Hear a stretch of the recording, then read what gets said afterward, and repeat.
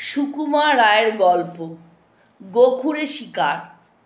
এক সাহেবের আস্তাবলে ইঁদুরে বাসা বেঁধেছিল। তারা আস্তাবলের মেঝের নিচে গর্ত খুঁড়ে খুঁড়ে একেবারে ঝাঁঝরার মতো করে ফেলেছিল। ইঁদুরের উৎপাতে সবাই ব্যতিব্যস্ত। কতদিন কল পেতে কত ইঁদুর ধরা পড়ল, তবু ইঁদুর আর ফুরায় না। তখন সাহেব ভাবলেন, ইঁদুর মারিবার বিষ বড়ি না বানালে আর চলছে না। কিন্তু তারপরে হঠাৎ একদিন দেখা গেল আস্তাবলে সব ইঁদুর কোথায় পালিয়েছে। সবাই বলল, ব্যাপারখানা কি? দুদিন না যেতেই বোঝা গেল ব্যাপার বড় গুরুতর। ইঁদুরের গর্তে প্রকাণ্ড দুই গোখুরে সাপ এসে আশ্রয় নিয়েছে। আস্তাবলে মহা হুলস্থুল পড়ে গেল। সহিস কোচম্যান সব চলতে ফিরতে সাবধানে থাকে। রাত্রে গাড়ি জুতোতে হলে লোকজন, লাঠি, মশাল, নানা রকম হাঙ্গামার দরকার হয়। তা নইলে কেউ ঘরে ঢুকতেই চায় না। সাহেব দেখলেন মহা মুশকিল, এর চাইতে ইঁদুরই ছিল ভালো। সাহেবের যে চাপরাশি, সে লোকটি ভারী শিয়ানা।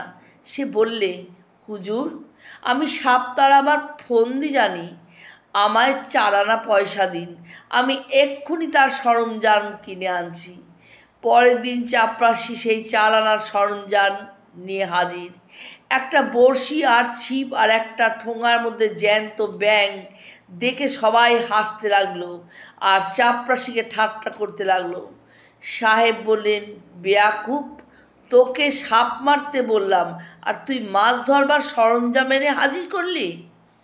চাপরাশি সেসব কথায় কান না দিয়ে ব্যাঙটাকে বড়শিতে গেঁথে আস্তাবলের দিকে চলল।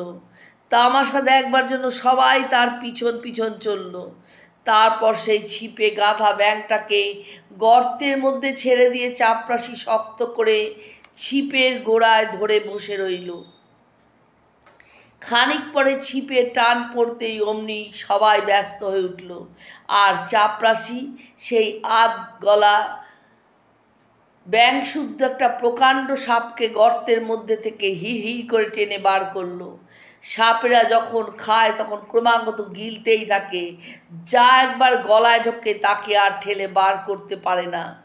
কাজে ছিপের আগায় বড়শি, বড়শিতে গাঁথা ব্যাঙ আর ব্যাঙের সঙ্গে সাপ, এমনি করে গোখুড়ো মশাই 4 আনার সরঞ্জামে ধরা পড়ল। তারপর লাঠি পেটা করে তাকে সাবার করতে কতক্ষণ। একটা সাপ মারা পড়তেই আরেকটাকে ধরবার জন্য সকলের ভারী উৎসাহ দেখা গেল। কিন্তু একদিন দুদিন করে 1 সপ্তাহ গেল, তবু সাপ আর ধরা দেয় না। সবাই হয়রান হয়ে পড়ল। সাহেব যখন হতাশ হয়ে পড়েছেন, এমন সময় একটা চাকর দৌড়ে সেই খবর দিল সাপ ধরা পড়েছে। সাহেব ছুটে দেখতে গেলেন, গিয়ে দেখেন সাপ তখনও গর্ত থেকে বেরোয়নি। চাপরাশি ছিপ নিয়ে টানাটানি করছে। তারপর টানতে টানতে ক্রমে সাপের খানিকটা গর্তের বাইরে এসেছে। এমন সময় চাপরাশির টানে ব্যাঙটা তার গলা থেকে পিছলে বাইরে বেরিয়ে এলো, আর সাপটাও ফোঁস ফোঁস করতে করতে ছুটে আস্তাবলের বাইরে চলল। তখন সবাই তার পিছনে ছুটে লাঠি দিয়ে তাকে আচ্ছা করে পিটিয়ে শেষ করলো। কিন্তু কি আশ্চর্য, লাঠি পেটা করতে তার পেটের মধ্যে থেকে কতগুলো ব্যাঙ বেরিয়ে পড়ল। তার মধ্যে 2-1টা তখনও বেঁচে ছিল। একটা তো একটু বাদেই লাফিয়ে লাফিয়ে চলতে লাগলো। সাহেব তো এই কাণ্ড দেখে একেবারে অবাক। সাপের পেটে গিয়েও যে কোনো জন্তু থাকতে পারে, এটা তার জানাই ছিল না। কিন্তু সাহেবের জানা না থাকলেও এটা কিছু নতুন খবর নয়। আমেরিকার সিংওয়ালা সাপের সম্বন্ধে এই রকম গল্প শোনা যায়। সেই সাপগুলো এমন পেটুকের মতো খায় যে খাবার পরে আর তাদের নড়বার শক্তি থাকে না। তখন তারা যেখানে সেখানে মরার মতো পড়ে থাকে।